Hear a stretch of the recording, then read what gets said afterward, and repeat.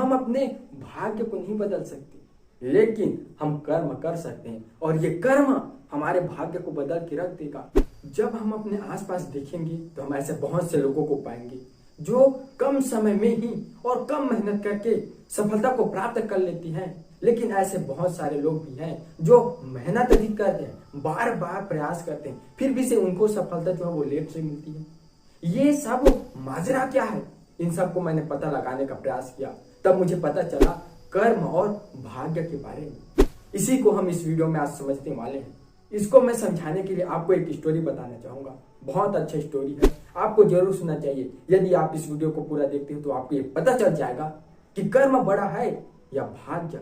सफल होने के लिए कौन ज्यादा इंपॉर्टेंट है, ये आपको पता चल जाएगा। दो राजा रहते हैं अलग अलग राज्य में।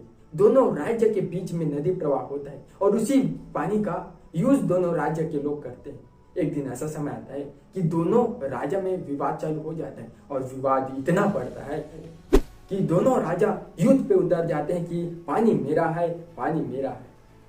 दोनों ने निर्णय कर लिया कि कल हम युद्ध करेंगे।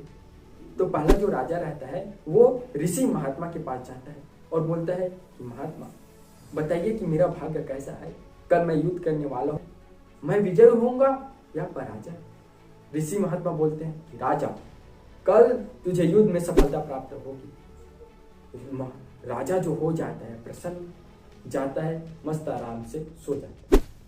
अब उसी ऋषि महात्मा के पास दूसरा राजा भी आता है और वो भी कहता है कि मैं कल युद्ध करने वाला हूँ, मेरा भाग्य देखो कि युद्ध में मैं पराजय होऊंगा या विजय को प्राप्त करूंगा। ऋषि महात्मा बोलता है कि तेरा भाग्य अच्छा नहीं, तुझे कल युद्ध में पराजय का सामना करना पड़ेगा। तो दूसरा राजा रहता है, वो जाता है, सेनापति को बुलाता है, मंत्री को बुलाता है, सभी के साथ मीटिंग करता है। फिर सेनापति बोलता है महाराज आप बिल्कुल भी चिंता ना करें, हम इस कदर अपना तैयारी रखेंगे कि कल हम जरूर विजय होंगे।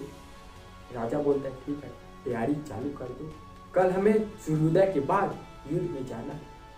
जो पहला राजा रहता है वो निश्चिंत रूप से सो गया और दूसरा राजा है वो इस तैयारी में लग गया कि विजय कैसे प्राप्त करना है। दोनों मैदान में आ जाते हैं, दोनों राजा आमने सामने, दोनों का युद्ध होता है, लेकिन दूसरा राजा जो है वो जीत जाता है और पहला राजा जो रहता है वो हार जाता है।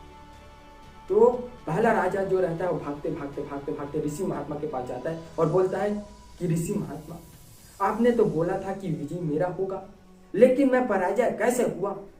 और जो दूसरा राजा रहता है वो बोलता है कि आपने तो बोला था कि मैं तो कभी जीत ही नहीं सकता, लेकिन मैं जीता कैसे, ये माजरा क्या है।